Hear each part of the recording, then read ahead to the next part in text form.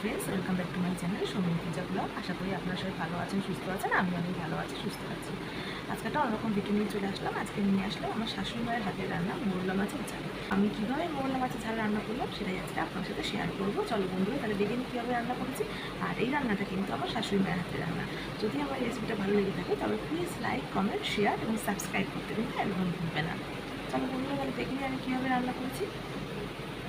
বন্ধুরা, প্রথমে মোরলা মাছটা ভালো করে ধুয়ে নিয়েছি। দেখো, আঁশ ছাড়িয়ে ভালো করে ধুয়ে নিতে হবে। তারপরে মাছের মধ্যে সামান্য হলুদ এবং সামান্য নুন দিয়ে ভালো মতো মাছটা মেখে নিতে হবে। যদি আমার এই ভিডিওটা ভালো লেগে থাকে তাহলে প্লিজ লাইক, কমেন্ট, শেয়ার এবং সাবস্ক্রাইব করতে কিন্তু একদম ভুলবে না।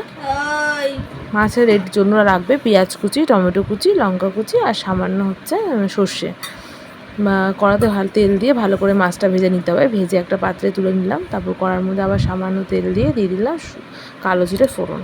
কালো জিরে ফোড়নটা ভাজা ভাজা হলে তার মধ্যে দিয়ে দেবো পেঁয়াজ কুচি। পেঁয়াজটা একটু ভালো মতো ভাজা ভাজা করে নিতে হবে। পেঁয়াজ ভালো মতো ভাজা ভাজা হয়ে গেলে তার মধ্যে দিয়ে দেবো কুচিয়ে রাখা টমেটো এবং কাঁচা লঙ্কা, সামান্য নুন, সামান্য হলুদ এবং তোমরা যেরকম ঝাল খাও সেই পরিমাণ মতো তোমরা লঙ্কা দিতে পারো। আমরা একটু ঝাল বেশি খাই, তাই জন্য আমরা লঙ্কাও দিয়েছিলাম বেশি, আর লাস্টে আমরা একটু লঙ্কার গুঁড়োও দিয়ে দিয়েছিলাম।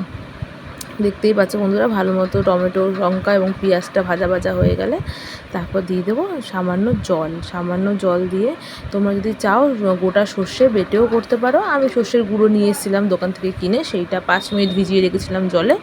তারপরে সেই সর্ষের গুঁড়োটা দিয়ে দিলাম কড়ার মধ্যে, দিয়ে ভালো করে নাড়াচাড়া দিয়ে পরিমাণ মতো জল দিয়ে নুন, হলুদ দিয়ে মাছগুলো দিয়ে দিলাম।